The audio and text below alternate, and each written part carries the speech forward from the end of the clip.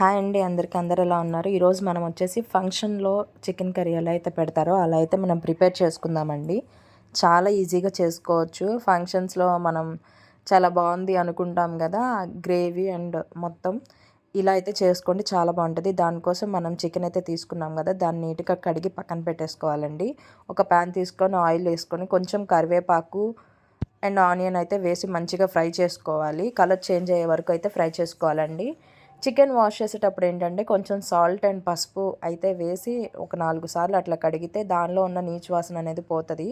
Chicken కూడా మనకి కొంచెం బ్యాడ్ స్మెల్ రాకుండా ఉంటుంది తినేటప్పుడు. ఇవైతే మంచిగా ఫ్రై చేసుకోవాలండి. ఈలోపు మనం అల్లం వెల్లుల్లి పేస్టు, కొన్ని పచ్చిమిర్చి అయితే తీసుకొని మంచిగా మిక్సీ చేసి పక్కన పెట్టుకోవాలి. మనం అల్లం వెల్లుల్లి పేస్టు ఫ్రెష్గా అప్పటికప్పటికి పట్టుకొని వేస్తే టేస్ట్ అయితే చాలా బాగుంటుందండి. కలర్ చేంజ్ అయ్యే వరకు ఖచ్చితంగా ఫ్రై చేయాలి. ఇంకీలోపు మనకి టేస్ట్కి తగ్గట్టు ఎవరి టేస్ట్ వాళ్ళు ఉంటుంది కదా, స్పైసీ ఎక్కువ తినేవాళ్ళు అలా అల్లం వెల్లుల్లి పేస్ట్ ఇవైతే మంచిగా మిక్సీ చేసేసుకొని పచ్చిమిర్చి పేస్ట్ అయితే కొంచెం వేస్తున్నాం ఫస్ట్. ఎవరి క్వాంటిటీకి తగ్గట్టు వాళ్ళు వేసుకోండి. దానిలోనే కొంచెం కొత్తిమీర కూడా మిక్సీ పట్టాము, టేస్ట్ అయితే బాగుంటుంది. బట్ ఇప్పుడే వేయకూడదు, ఓకే పర్లేదు, బాగుంటుంది టేస్ట్. చూస్తున్నారు కదా, అల్లం వెల్లుల్లి పేస్ట్ అండ్ పచ్చిమిర్చి అయితే మంచిగా ఫ్రై చేసుకోవాలి. ఆయిల్ పైకి వచ్చే వరకు వాటిని అయితే మంచిగా ఫ్రై చేసుకోవాలండి. నా ఛానల్ ఫస్ట్ టైం చూస్తున్న వాళ్ళు సబ్స్క్రైబ్ చేయండి, ఖచ్చితంగా లైక్ ఇవ్వండి. మీరు ఇచ్చే లైకే చాలా సపోర్ట్గా ఉంటుంది న్యూగా ఛానల్ స్టార్ట్ చేసిన మాకు. ఇంకా ఇవైతే ఫ్రై అయిపోయాయి కదా, కొంచెం టమాటా కూడా మనకి క్వాంటిటీని బట్టి ఎంత కావాలి అని తెలుస్తుంది కదండి. అట్లా టమాటాని కూడా వేసుకొని మంచిగా మొత్తం టమాటా ముక్కలు, ఆనియన్ ఇవన్నీ బాగా ఫ్రై అయ్యి మగ్గే వరకు అయితే మంచిగా మగ్గనివ్వాలి. లో ఫ్లేమ్లో హై ఫ్లేమ్లో అడ్జస్ట్ చేసుకుంటూ. తర్వాత ఈ టమాటాలు కూడా ఫ్రై అయిపోయాయి. ఆయిల్ పైకి వచ్చిన తర్వాత మనం నీట్గా వాష్ చేసి పెట్టుకున్నాం కదండి చికెను, ఈ చికెన్ కూడా మంచిగా వేసుకొని బాగా ఉడకాలండి. చికెన్ ఎంత బాగా ఉడికితే టేస్ట్ అంత బాగుంటుంది. ముక్క ఖచ్చితంగా సాఫ్ట్గా ఉడకాలి, అప్పుడే మనకి టేస్ట్ అయితే చాలా బాగుంటుంది.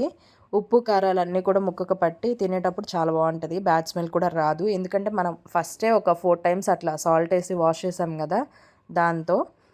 ఇంకా నెక్స్ట్ వచ్చేసి మనకి ఇక్కడ మెయిన్ ఫంక్షన్స్లో ఏంటంటే వాళ్ళు జీడిపప్పు ఉంది కదా, దాన్ని అయితే ముందే నానబెట్టేసుకొని అదే మిక్సీ చేస్తారండి.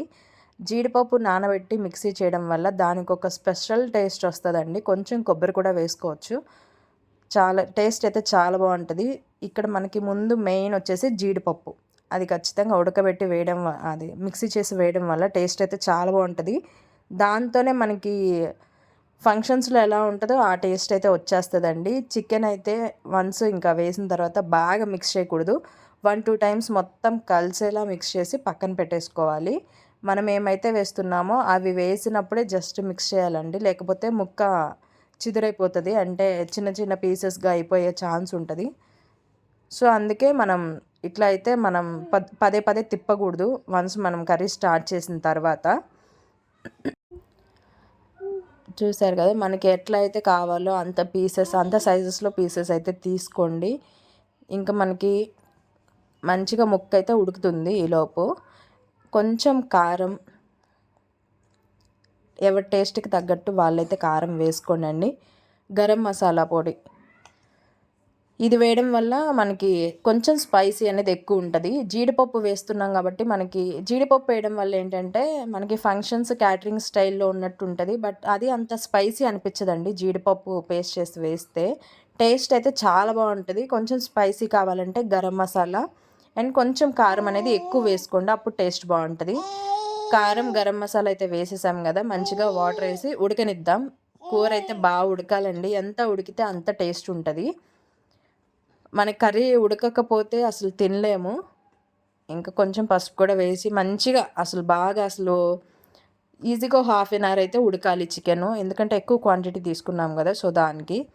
ఇంక ఈలోపు జీడిపప్పు అయితే తీసుకొని మిక్సీ పట్టేసుకున్నాము. చికెన్ కూడా మనకి ఆల్మోస్ట్ ఉడికిపోయినట్టే. ఇంక ఇట్లాంటప్పుడు మనం లాస్ట్లో ఏంటంటే ఇంకా జీడిపప్పు వేసేసుకోవాలి. జీడిపప్పు వేసిన తర్వాత ఎక్కువ తిప్పకూడదండి, మనకి ఎంత ముక్క అయితే పాడైపోతుందని చెప్తున్నాను కదా, సో దానికోసం ఎక్కువ అయితే తిప్పకూడదు. ఇంకా జీడిపప్పు వేసి వన్స్ తిప్పేసుకొని లాస్ట్లో కొంచెం కొత్తిమీర పుదీనా వేసేసుకుంటే మన చికెన్ కర్రీ అయితే రెడీ. సేమ్ రెస్టారెంట్ అదే ఫంక్షన్స్లో ఉన్నట్టే ఉంటుందండి. ఒకసారి ట్రై చేయండి, చాలా ఈజీగా అయిపోతుంది. ఓకేనండి, నెక్స్ట్ వీడియోలో కలుద్దాం. Bye bye.